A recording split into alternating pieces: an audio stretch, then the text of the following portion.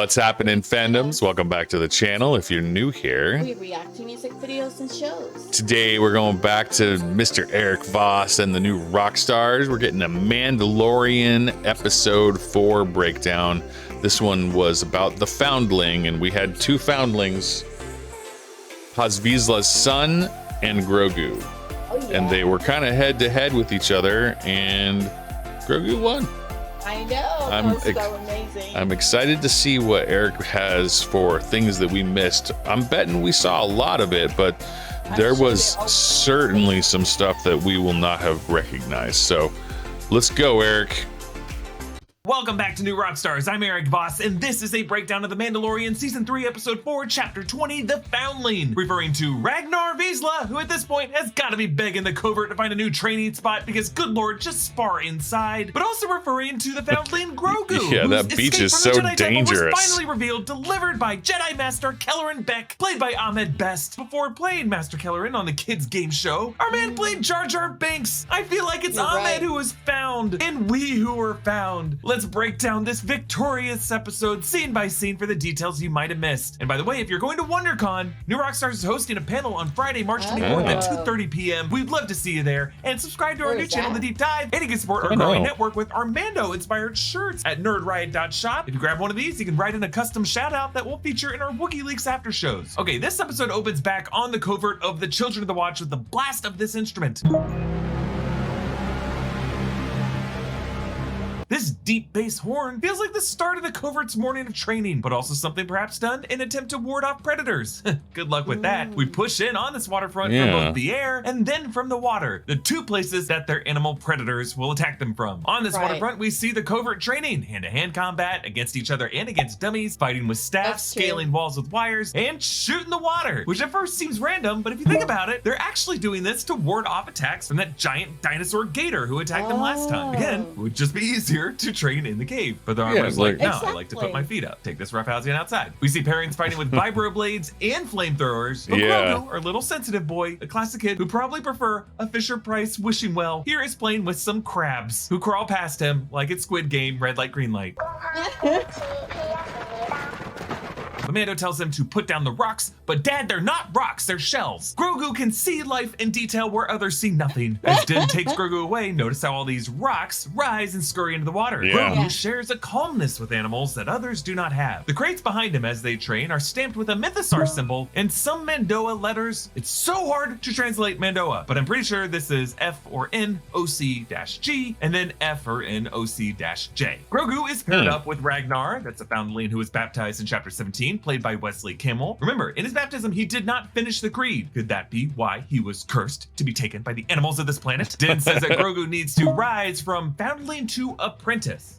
Apprentice. It's just interesting to see the parallels between the dogmatic order of the Mandalorians Yeah, and the Jedi dogmatic order. Jedi order. Mandalorians too have a ranking hierarchy similar to the Jedi. Jedi ranking goes Didn't know youngling, Padawan, apprentice, knight, consular, guardian, sentinel, and then master. Now during this sparring Wow, session, in the I didn't background, the even armor know and all Paz those. Vizsla watch on. They take keen interest in Grogu. And Ragnar says that if Grogu is too young to speak the creed and get a helmet, he's too young to fight. But Din says one does not speak unless one knows. A line from the creed, which says a lot about why Din is a strong and silent type, but it also applies to the end of this episode. Bo-Katan speaks to the armorer, claiming to have seen the Mythosaur, but the armorer doesn't refute her claims. She only talks past them, because one should only speak if they are speaking with absolute certainty. Bo-Katan says her dad was the Okay. same way as Din, making this the second reference to Bo-Katan and Satine's father, Duke Adonai Kryze, making me think we might see a flashback to the Kryze family when the girls were the ages of Anna and Elsa. Do you want to join the Death Watch? Grogu performs acrobatic Jedi leaps and plugs Ragnar 3 times with paint darts. And Din says he didn't teach him that, referring to Grogu learning all these jumps during his time with Luke Skywalker on the Book of Boba It Fett. has These to be flips are Luke the kind of then. moves Yoda used when dueling Dooku in Attack of the Clones and Insidious in Revenge of the Sith. Also the kind of moves we saw Yaddle do when she fought Dooku in Tales of the Jedi. Yeah. But then a flying raptor snatches Ragnar, and Din and Paz and 2 others follow. I love how there's this jetpack mounted shot showing the jetpack in the foreground gassing out at the same time as the one behind him gasses out. Paz runs out too. I just appreciate that we get some limitations on the watch's flight capabilities. They're not able to fly and fly and fly forever like Iron Man with his perpetual arc reactor. Yeah. Their packs would have a limited amount of fuel. Exactly. Bo-Katan pilots her gauntlet after the Raptor, and both are framed in the sun, low in the sky. Very This is a similar shot great of the TIE fighters framed in the sun in The Force Awakens that I've always loved. And both are nods to the helicopters in the sun in the Apocalypse Now poster. Bo-Katan returns from scouting to show a map of the Raptor's nest, and Din says it flew a long way, which suggests that the Raptor went beyond its normal hunting territory. Again, this cult seems cursed by the wildlife of this planet. Bo-Katan says, these are no higher than the peaks at Kiramora. I used to climb them in basic training. A line that sounds a lot like Luke saying, I used to bullseye womp rats my T-16 back home. They're not much bigger than 2 meters. Kiramora is a remote stronghold on Mandalore, home of the Skirata clan, from the Legends novel Republic Commando True Colors and its sequel Order 66. The Armorer orders Paz to take the Shriekhawk training team. Shriekhawk is one of the sigils of House of Vizsla and of the Death Watch. That's the 3-pronged scratch on the pauldron of the one who saved Din when he was a kid. Grogu watches them go and toddles after the armor, and the puppetry and effects of this movement just get better and better. As he enters the forge, we see it all from his lower point of view. He was there in chapter 17, but now Din is not with him. So rather than seeing this from Din's higher angle, it's from Grogu's angle. There's a moody, crust-dissolving forge montage as the armorer lectures, just as we shape the steel, we shape ourselves. We all begin as raw ore. We refine ourselves through trials and adversity. His expressions, Grogu's expressions are over the Beskar ore changing. as it's poured into the mold, as if to show Grogu himself being molded. Refine ourselves through trial and adversity might be why this cult continues to train in such a hostile environment. But this metaphor of seeing ourselves as metal comes from Plato's The Republic, the myth of the 3 metals, in which Plato posited that human beings were created with one of 3 metals in our souls: gold, silver, or iron or bronze, which defines the role the person should play in society. Gold for philosopher king, silver for warriors, bronze for craftsmen and farmers. The children of the Watch similarly liken themselves with Beskar, which they believe cast themselves as these dogmatic warriors. The armorer says the forging process reveals weaknesses, as Grogu is framed directly behind this hydraulic press so that it looks like he is the one being crushed over and over. The sparks of the press match cut with the sparks of the blowtorches as this door in the Jedi Temple is being cut open. And yes, we are back in Order 66. This forging process had the same exact effect on Din Djarin back in chapter 3 in season 1. It caused him to flashback to the day the Death Watch rescued him and discovered him as a foundling. The framing of the 2 flashback sequences is pretty parallel. Din's doors opening on a separatist droid, light coming in through the slit like the slit of his visor. That droid later killed by a Death Watch. For Grogu, it was the doors being pried open by the 501st clone troopers, followed by elevator doors opening to his Jedi savior. But here, 4 Jedi defend Grogu from clone troopers of the 501st. They yell, "Get him to Kelleran!" So this tells us that during Grogu's time in the temple, he must have been known to several Jedi masters, and that there was something of a plan in place to secure Grogu if something ever happened. Grogu's bassinet is the same one that he started the series in the pilot episode, but now it is clean and new, the same red and white colors of the Jedi temple walls surrounding them, not yet scuffed up. So this right now was not far from where Grogu was during his flashback in chapter 6 of the Book of Boba Fett. So this flashback is picking up right where we left off, and presumably there could be a next part flashback that picks up after Grogu and Kelleran blasted in hyperspace. Carl Weathers directed this episode, and he did an incredible job with the sequence, holding the tension on the elevator doors, and then whoosh, we open to Kelleran Beck. Ahmed Best, who played Jar Jar Binks in the prequels, and he played Jedi Master Kelleran Beck, host of the Jedi Temple Challenge Kids game show in 2020, which unfortunately got discontinued during COVID. Best has spoken in interviews how he intentionally wanted to host that show not as himself, but as a Jedi character to help kids playing and watching suspend their disbelief.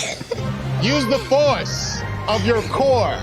Now, Ahmed Best unfairly took some horrible abuse from the Jar Jar people haters. were really so it just feels so great to have him. this shot from Grogu's point of view so that it feels like we are being rescued by Ahmed Best and this show is rescuing him. I can't think of a more appropriate redemption for an actor who went through so much, and it just shows that Lucasfilm produces these shows with love. Also, in addition to Jar Jar it wasn't Binks, his fault. Best played a Coruscant clever Ahmed Beck in Attack of the Clones, and he has said that Kelleran Beck is related to that character, hinting that that game show host character was canon in the past, and now it confirms it. Kelleran has some interesting gold stitching on his robes that was not on his robes in the game show. The gold plus the white inner layer of robes is closer to the Jedi wardrobe we saw in the High Republic era. Temple Archives librarian Jocasta Nu had similar embroidery on her guard. Kelleran picks up the blue lightsaber of the Jedi who fell in the elevator and double fists on the clone troopers. These clone troopers call to each other, "Don't let them escape!" Yeah, they brought back Tamora Morrison to voice these. I love how Ahmed Best plays this with such intensity. Like, he makes specific eye contact with each of the troopers he engages, and he emotes specific betrayal for each of them. He force pushes the clone trooper off the ledge from the hand that he's actively holding the blue lightsaber in. See, I do this when I have a Chipotle fountain soda and I try to pry open a few spare fingers to open my apartment door without spilling too much of the Coke on myself. So I'm a Jedi Master too. But thank goodness some of those clone troopers showed up when they did, because it was their speeder bike with that convenient jump seat that Kelleran and Grogu used to escape. As he steps away from the burning temple, there's a line of traffic on the left side of the screen. At first I thought these ships might be leaving the temple and there might be other Jedi survivors out there, but really it looks like a distant line of traffic that's passing the temple in the background. Kelleran is pursued by an LAAT, a low altitude assault transport. That's the clone trooper gunship that we first saw attack the clones. And Kelleran steers into a train tunnel, just like the tunnel that we saw Pershing and Elia Kane riding through in chapter 19. Kelleran veers off into the station for Monument Park, the by same that plaza rock. Pershing and Kane toured several decades in the future after this. This is the one that has the highest peak of Coruscant, Umate. And yes, again, this is the same place that Obi-Wan and Satine toured in Clone Wars. They end up crashing on a platform with a Naboo cruiser. This is an H-type Nubian yacht. Not exactly the same royal cruiser that Amidala used in Phantom Menace. This is more like the one she and Anakin used traveling to Tatooine and Geonosis and attacking the clones. So does this mean that Kelleran took Grogu to Naboo? Or that figures from Naboo, like Padme or Sheev Palpatine or Senator Binks, might have known about Grogu as well? Well, the guard who helps Kelleran is listed in the credits as Senate Guard Captain, but they are wearing the same red padding as the Naboo Royal Security Forces from the prequels. So I'm wondering if these could be security detail of a senator from Naboo, like Senator Amidala or Senator Binks. So if Padme knew about Grogu, presumably Anakin would too, so I don't think it was Padme. Palpatine knew. There's no way he would let the clone troopers kill such a valuable target, so Palpatine obviously didn't know. So Jar Jar is looking like the likeliest option here. Jar Jar really is the key to all of this. With the Ahmed Best connection, I think that's likely who it was. And you know what? I don't have a problem with that. But taking Grogu to Naboo right now would be incredibly dangerous. Yeah, that's not where they're going. Tano from visiting Bail Organa at Padme's funeral on Naboo in Tales of the Jedi. What was she thinking? Ultimately, Kelleran was just a total surprise pick of who saved Grogu. So I'm guessing Grogu's next destination will be some new place we haven't heard of yet. Though I think whatever that path was might end up being the path that we saw in Obi-Wan Kenobi, where Jedi refugees were taken along. And Grogu was just the first one to be taken along that path. Grogu looks up to see two V-Wing starfighters roaring in. They have a similar howl of the later TIE fighters from Sinar systems that the V-Wings were Republic-era predecessors to, and Kelleran jumps to hyperspace, and the clangs of the armor hammering take Grogu back. So, back in chapter 17, when Grogu saw this Purgle in hyperspace, in that moment, he might have also been flashing back to his traumatic escape, which is why he snuggled up with Din Djarin right then. The armor completes the rondelle with the sigil of the Mudhorn. That was a signet Din Djarin chose after Grogu saved him from one in chapter 2. Bo-Katan's rescue party with the Shriek-Hawks are 7 in total. Everyone besides Din is blue-helmeted, meaning they're all from House Vizsla. The fact that it's 7 mirrors the 7 Samurai, or the Magnificent 7, which is based on the 7 Samurai. Under 2 crescent moons, they make camp, and Bo-Katan asks Din how to eat when others are around. The answer is apparently you just go be alone and you eat your shame in private. That's the way I gobble up my Chipotle alone in my car before I meet up with people. Paz says that Bo-Katan, as leader of this war party, gets the honor of staying by Not sponsored by Chipotle. The honor is being well lit enough so that Katie Sackhoff gets actual screen time this episode. But this is just some interesting rituals here. The leader needs to stay the warmest and the safest to keep the war party overall intact. Bo-Katan leads this war party because she, as she said, she's had experience climbing in Mandalore, and she's just the most experienced of this group. Because and it was her plan. Otherwise has no really defined leadership other than the armorer being their high priestess. Paz warns that the raptor will likely kill the foundling if it is attacked. Like, he doesn't say it'll kill my son, he says the foundling, as in this is a youth who is a responsibility of the entire tribe. As they climb, the sound of their cables mixes in part of the sound of the lightsabers igniting.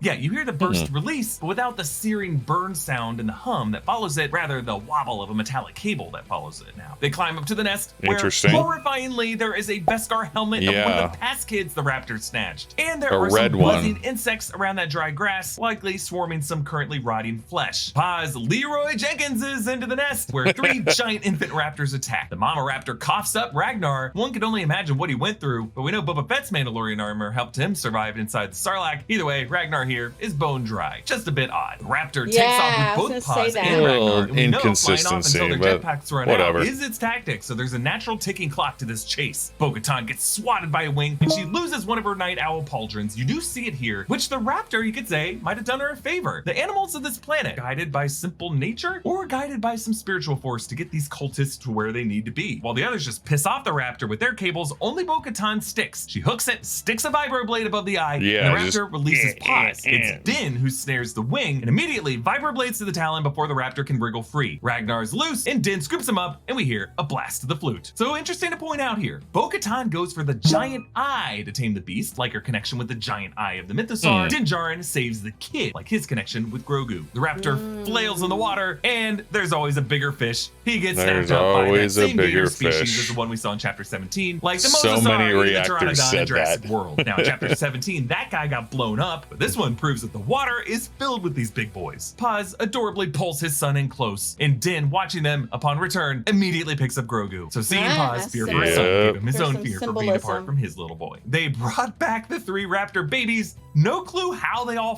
fit on that ship without the raptors trying to eat them on the flight back, but this will provide some beastly flying mounts that this clan can ride, alongside Bo-Katan, which inevitably rides the Mythosaur. The armorer makes a new pauldron marked with the Mythosaur, and the armorer says that since the Mythosaur belongs to all Mandalorians, it's okay, but Bo-Katan seems a bit disappointed to hear this. She wants the Mythosaur for herself. She asks the armorer what if she actually saw a Mythosaur, and the armorer answers only cryptically, when you choose to walk the way of the Mandalore, you will see many things, as if this was no more than a noble vision, but she doesn't explicitly deny what Bo-Katan saw was real either. So Bo-Katan's faith in partaking in this cult is transitioning from witnessing a miracle to joining in the day-to-day rituals and trials that truly test them. She is also a bit of a foundling that we are left with in this episode. But one final detail that you might have missed in the final frames, while it seems like Bo-Katan is staring at the Mythosaur on the wall, the armorer steps into frame between them on the other side of that fire, watching Bo-Katan closely. I think a conflict may be brewing between Bo-Katan and the armorer. Reminder to subscribe to our new channel, The Deep Dive, and you can support us by grabbing some merch at nerdriot.shop. Follow me on Instagram and Twitter at EABoss. Follow New Rockstars and subscribe to New Rockstars for more analysis of everything you love. Thanks for watching. Bye.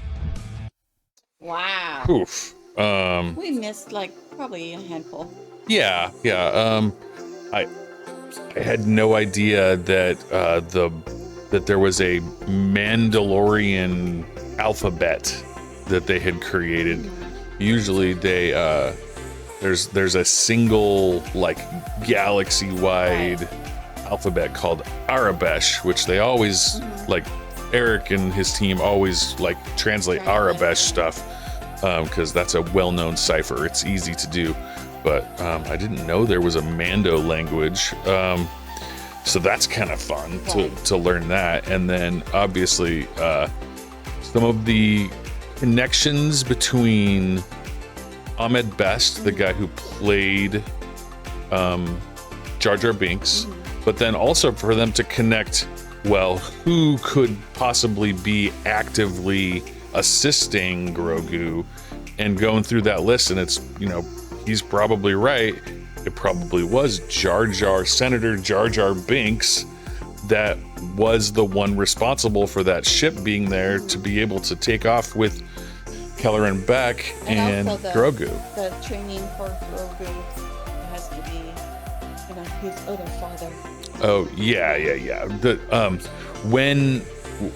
When that line happened in the show, we were saying something, and I totally missed it, where Bo-Katan asked Din Djarin, "Did you teach him that?" I totally missed that line entirely. I was saying something, or I wasn't listening. But yeah, I mean, that's definitely a reference to, you know, Din says, "No, not me." Is definitely a reference to, obviously he learned that from Luke. Yeah. So yeah, that's a very cool connection as well. And then since we now know that the time gap that Grogu was away with Luke was like 2 full years. So he learned a whole lot from Master Skywalker before he came back to Din Djarin. So that's a long time to train. And so definitely there's some bits of that lurking where hopefully Grogu will be much like the original Mandalorian, a combination of a Mandalorian and a Jedi with Force powers and Mando training. Yeah, that's pretty cool. Yeah, so this was a cool episode. Definitely faster paced than the previous one, but a lot shorter. Yeah. Well, thank you again for turning into the channel. I'd like to watch Mandalorian Disney Plus. Thank you for your love and support to our channel. Loving and liking our video. And thank you for subscribing to our small. Thank you again. And See you in the next video.